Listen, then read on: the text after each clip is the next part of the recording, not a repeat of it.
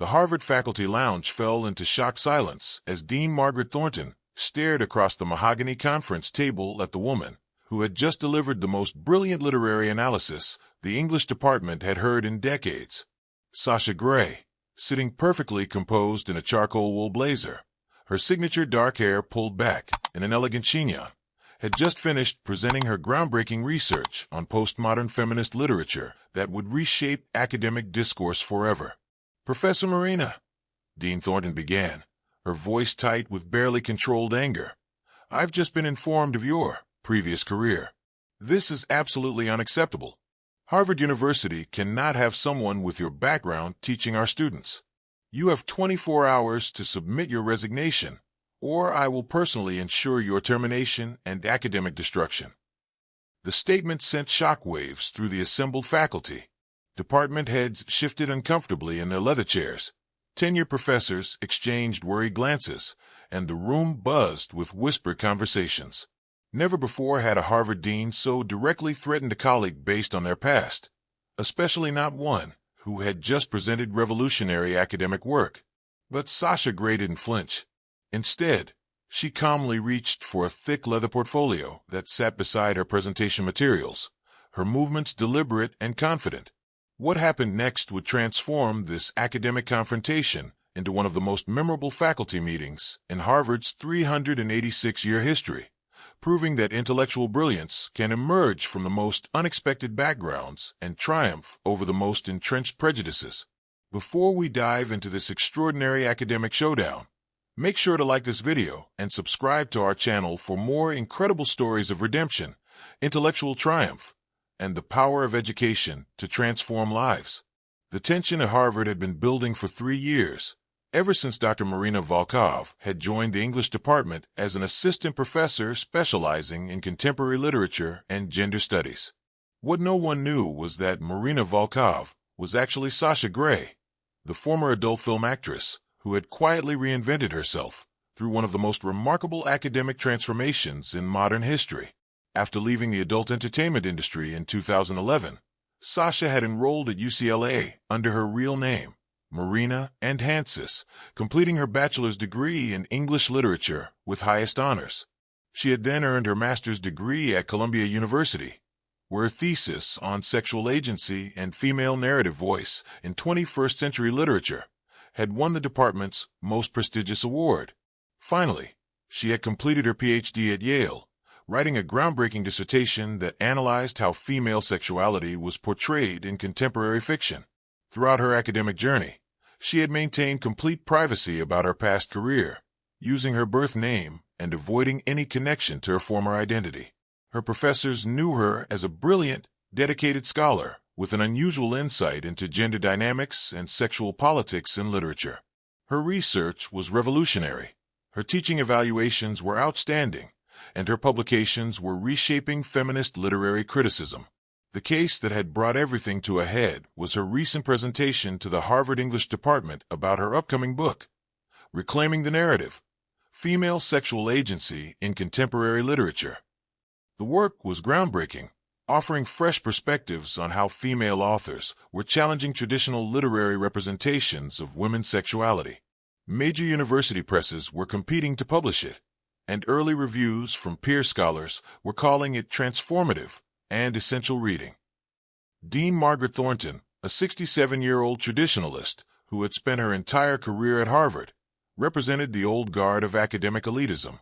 With her PhD from Oxford and 40 years of experience in higher education, she had built her reputation on maintaining Harvard's prestigious image and protecting the university from any hint of scandal. She was known for her rigid standards and her belief that certain backgrounds were simply incompatible with serious academic work. When an anonymous tip had revealed Sasha's past identity just hours after her brilliant presentation, Thornton had called this emergency faculty meeting with one goal: to force out what she saw as an embarrassment to the university before word could spread beyond the department. "This is about academic integrity," Thornton had told her assistant while preparing for the confrontation. "Harvard cannot be associated with pornography, regardless of whatever academic credentials this person may have obtained. Our reputation depends on maintaining appropriate standards." But those who had actually read Sasha's academic work recognized something the dean had missed. Her research wasn't just academically sound. It was revolutionary. Her unique perspective, informed by her lived experience, had allowed her to see patterns and connections in literature that traditional scholars had overlooked. Her work was being cited by academics worldwide, and her insights were reshaping how universities taught gender studies and contemporary literature. The stakes were enormous. If Thornton succeeded in forcing Sasha's resignation, it would not only end a promising academic career, but also send a chilling message about who belonged in higher education. If Sasha could defend her position, it might establish new precedents for how universities handled faculty with unconventional backgrounds. As Sasha opened her portfolio in the faculty lounge that afternoon, she faced not just her own career crisis, but a broader question about whether academic merit could triumph over social prejudice. Unlike many academics who crumbled under institutional pressure, she carried herself with the confidence of someone who had faced hostile audiences before and emerged stronger. "Dean Thornton," Sasha began, her voice clear and measured, "I understand your concerns about institutional reputation. However, before you proceed with any personnel action, I believe the faculty should be fully informed about the legal and ethical implications of what you're proposing." Her opening was professional and legally astute, but Dean Thornton, who had been consulting with Harvard's legal counsel to ensure her authority to terminate Sasha, saw an opportunity to establish her position decisively. While faculty meetings typically involve collegial discussion before major decisions, Thornton broke protocol to assert her authority immediately. "Dr. Volkov," Thornton interrupted sharply, "or should I say Ms. Gray, your previous career makes it impossible for you to continue at this institution. Harvard standards are non-negotiable, and your presence here threatens our academic credibility. No amount of subsequent education can erase what you've done." A murmur ran through the room at the dean's unusually harsh and personal attack. Professor James Richardson, the department chair, looked uncomfortable, while Professor Elena Martinez, a specialist in feminist literature, frowned at the blatant discrimination. The faculty watched intently as Sasha paused, meeting the dean's hostile gaze directly. Those familiar with Sasha's media appearances from her transition period recognized the calm composure that always preceded her most articulate responses. "Dean Thornton," she replied evenly, "I believe your position violates both Harvard's anti-discrimination policies and fundamental principles of academic freedom. But perhaps we should examine the legal and ethical framework that governs faculty employment at this institution." She opened her portfolio and retrieved several documents, including university policies and legal precedents that she had clearly researched thoroughly. This wasn't the defensive response Thornton had anticipated. What followed was the opening move in an intellectual confrontation that would leave the faculty, the administration, and ultimately the academic world stunned by its conclusion. Dean Thornton, realizing her initial attack hadn't rattled Sasha, leaned forward with increased hostility. "Dr. Volkov, your academic credentials are irrelevant when weighed against the damage your presence could cause to Harvard's reputation. Parents pay $80,000 per year expecting their children to be taught by faculty who embody our institutional values. How can we possibly justify employing someone with your background?" The question was designed to be unanswerable, a moral challenge that would force Sasha to concede the fundamental incompatibility between her past and academic respectability. But Sasha's response demonstrated preparation that surprised everyone in the room. "Dean Thornton, I appreciate your concern for institutional values," she began, referencing her prepared materials. "However, Harvard's own mission statement commits this university to the advancement of learning and knowledge through teaching and research. If we examine my record objectively, I believe you'll find that my work exemplifies rather than contradicts those values." She turned to specific pages in her portfolio without hesitation. "Over the past 3 years, my research has been published in 12 peer-reviewed journals, including the Harvard Review of Literature and the Yale Journal of Gender Studies. My book proposal has received endorsements from leading scholars at Stanford, Oxford, and the Sorbonne. Student evaluations consistently rate my courses among the highest in the department." The room fell silent as Sasha continued.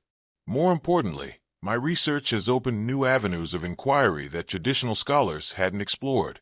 My analysis of how contemporary female authors challenge sexual objectification in literature has been cited 347 times in the past 18 months, more than any other recent publication in our field. Professor Richardson, the department chair, spoke up with visible discomfort. Dr. Volkov, while your academic achievements are noteworthy, Dean Thornton raises valid concerns about public perception. How do we address the potential controversy if your background becomes public knowledge? Professor Richardson, I believe that question reveals exactly the kind of thinking that limits academic progress. Sasha replied with growing confidence. My unique perspective has allowed me to contribute insights that traditional academics couldn't provide. Rather than being a liability, my background has been essential to my scholarly contributions. She referenced her research materials seamlessly. In my recent article on sexual agency in contemporary fiction, I identified narrative patterns that had been completely overlooked by conventional literary criticism. My lived experience gave me analytical tools that purely theoretical approaches couldn't provide. The result has been groundbreaking scholarship that's reshaping how we understand female representation in literature. The dynamic in the room was shifting perceptibly. Faculty members who had initially appeared uncomfortable were now listening with growing interest. Several professors were taking notes, recognizing that this was no longer simply a personnel dispute, but a fundamental discussion about academic values and intellectual diversity. Professor Martinez, who had remained silent but clearly engaged, finally spoke. Dr. Volkov, your research methodology is indeed innovative. But Dean Thornton raises institutional concerns that extend beyond individual merit. How do we balance academic freedom with Harvard's need to maintain its reputation? Thank you for that question, Professor Martinez. Sasha responded with increasing authority. I believe that question reflects a fundamental misunderstanding of what protects and enhances institutional reputation. Harvard's prestige comes from intellectual excellence, not from the personal backgrounds of its faculty. She turned to historical examples that she had clearly researched extensively. This university has employed faculty with diverse and sometimes controversial backgrounds throughout its history. Professor Timothy Leary conducted LSD research here. Professor Cornel West was both celebrated and criticized for his public persona. Professor Henry Louis Gates, Jr. brought perspectives from his experiences with racial discrimination that enriched his scholarship. Sasha continued her analysis. In each case, Harvard benefited from the unique insights these scholars provided. My situation is no different.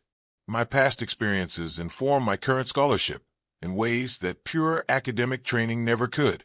The question isn't whether my background is conventional, but whether my contributions advance knowledge and understanding. Dean Thornton, clearly frustrated by Sasha's articulate defense, attempted a more direct attack. Dr. Volkov, you're comparing apples to oranges. Your previous career involved explicit sexual content that directly contradicts the moral standards we expect from our faculty. This isn't about intellectual diversity, it's about basic decency. It was exactly the opening Sasha had been prepared for. Dean Thornton, I respectfully disagree with your characterization.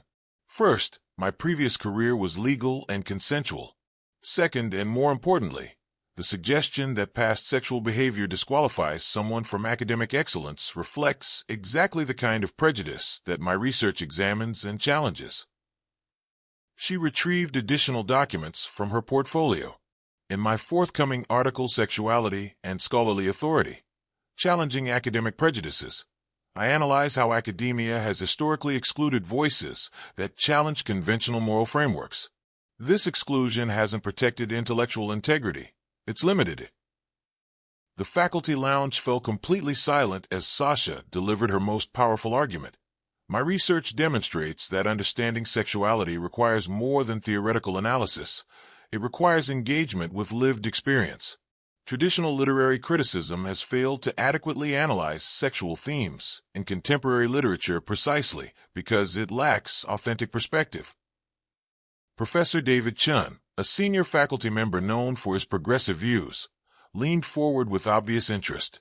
Dr. Volkov, Are you suggesting that personal experience should be considered a form of academic qualification? Not exclusively, Professor Chen, but as a valuable complement to traditional training, Sasha replied. My academic credentials, my PhD from Yale, my publications, my teaching evaluations demonstrate my intellectual capabilities.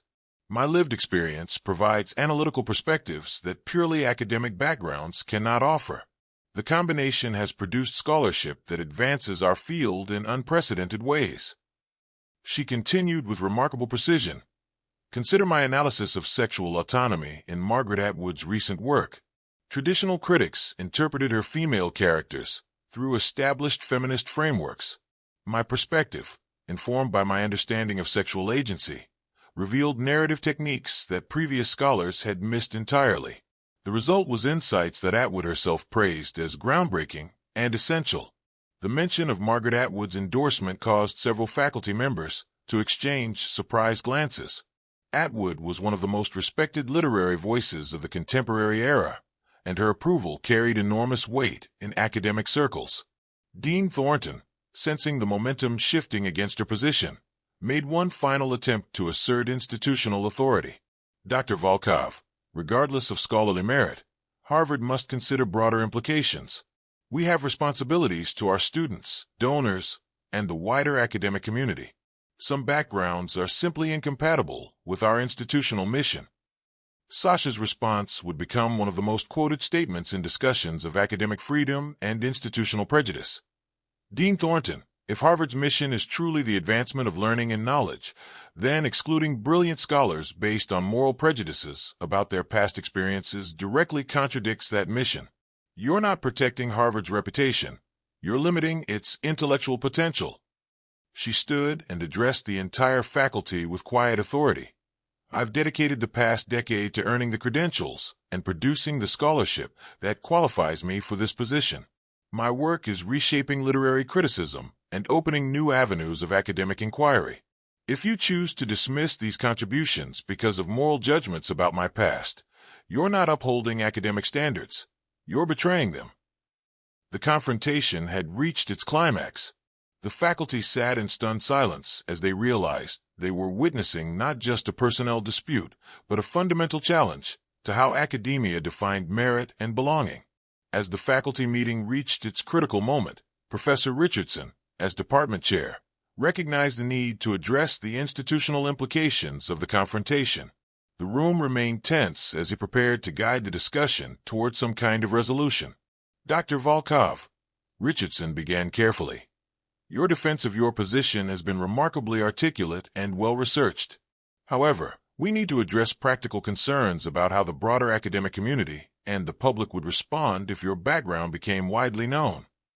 It was a more nuanced challenge than Dean Thornton's direct hostility, but Sasha was ready with an equally sophisticated response. Professor Richardson, I appreciate your practical concerns, but I believe they're based on assumptions that don't reflect contemporary academic values or public opinion. She turned to a new section of her prepared materials. I've conducted extensive research on public attitudes toward educational institutions and faculty diversity. Recent surveys indicate that 73% of college-educated Americans believe that personal backgrounds should not disqualify qualified individuals from academic positions. More importantly, 84% believe that diverse perspectives enhance rather than diminish educational quality. Professor Martinez interrupted with obvious interest. Dr. Volkov, you've surveyed public opinion on this specific issue. I've spent 2 years researching academic prejudice and institutional barriers, Sasha confirmed. My forthcoming book includes a comprehensive analysis of how educational institutions have historically excluded qualified individuals based on moral judgments rather than intellectual merit. The data demonstrates that such exclusions harm rather than protect institutional reputation. She continued with growing confidence. Harvard's reputation doesn't depend on moral conformity among faculty. It depends on intellectual excellence and innovative scholarship. When other universities learn that Harvard dismissed a productive scholar based on prejudice rather than performance, that will damage rather than protect our institutional standing. Dean Thornton, realizing her position was becoming increasingly isolated, attempted to rally support from more conservative faculty members.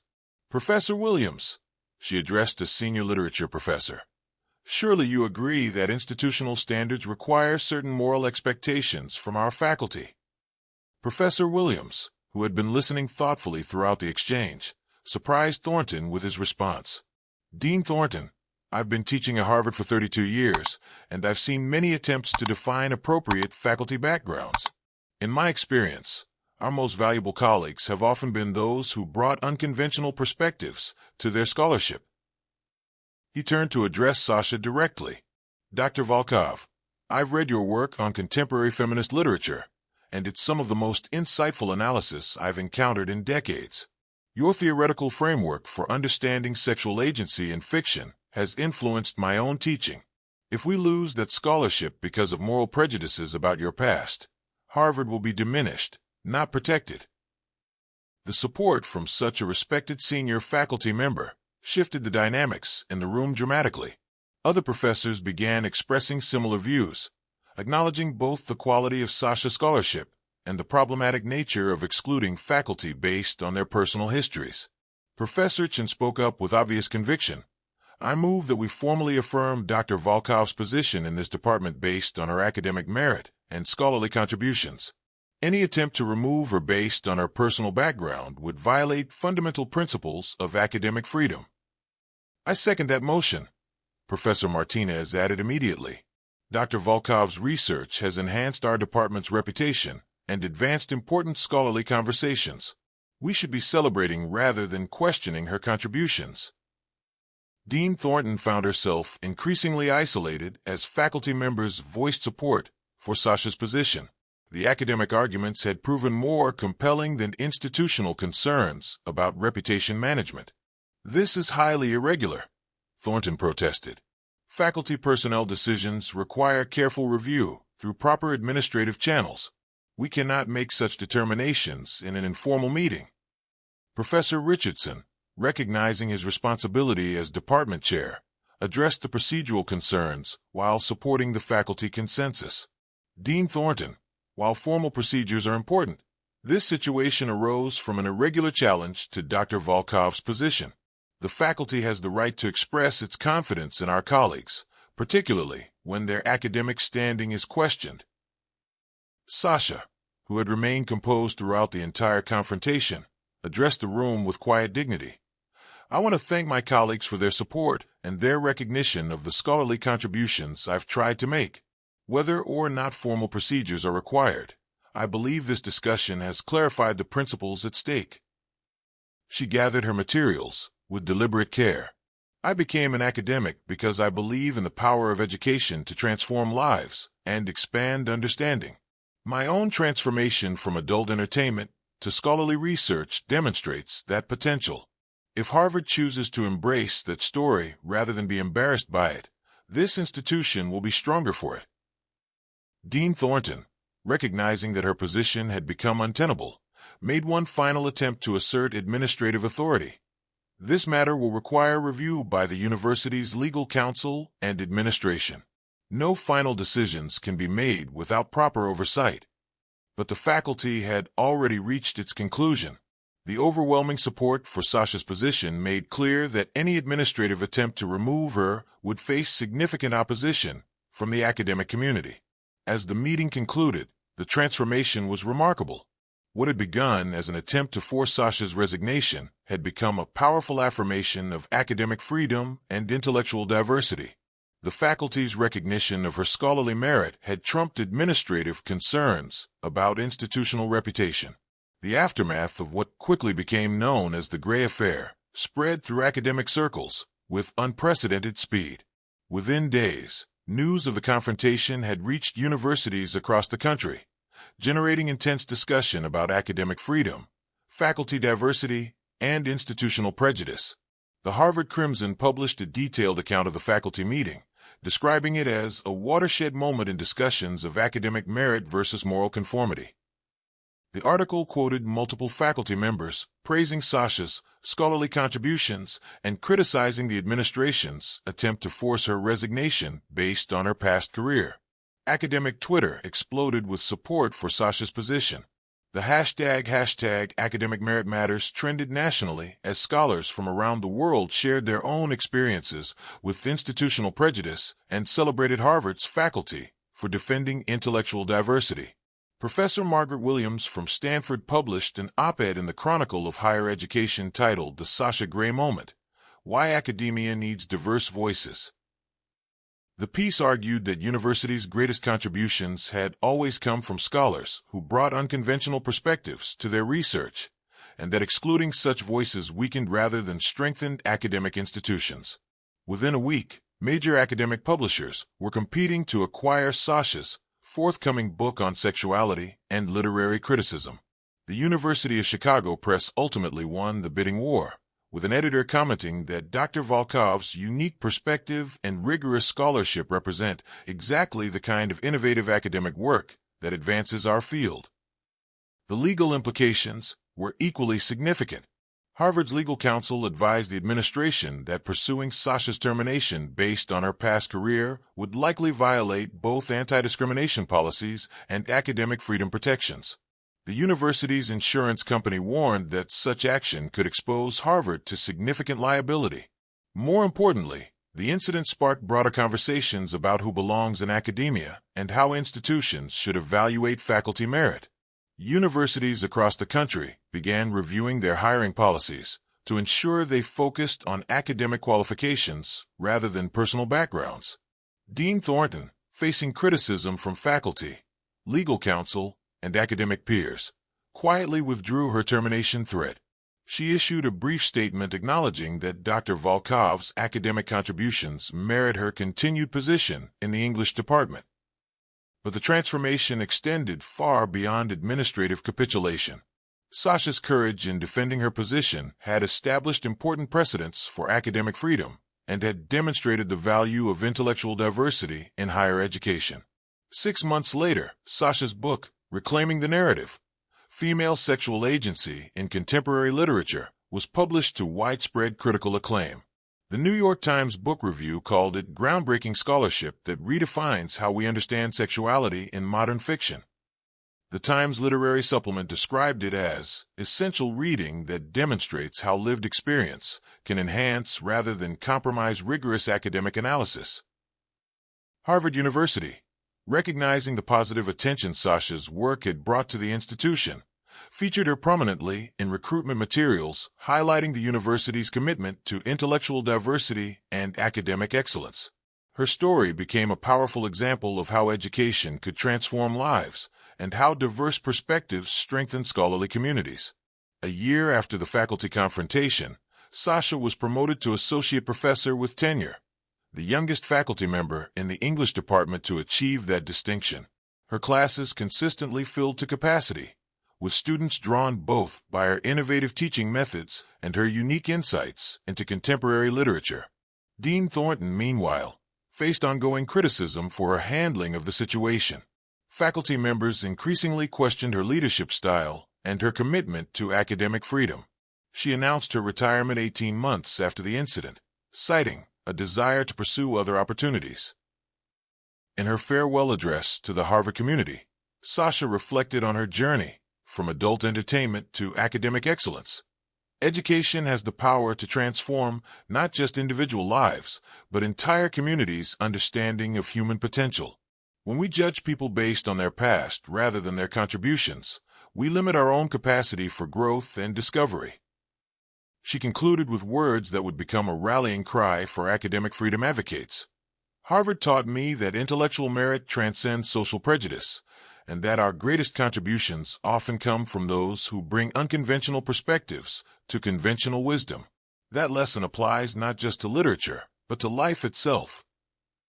The Sasha Grey story became one of the most celebrated examples of academic redemption and intellectual courage in modern university history. It demonstrated that brilliant scholarship could emerge from unexpected backgrounds, that personal transformation was possible through education, and that academic institutions were strongest when they embraced rather than excluded diverse voices.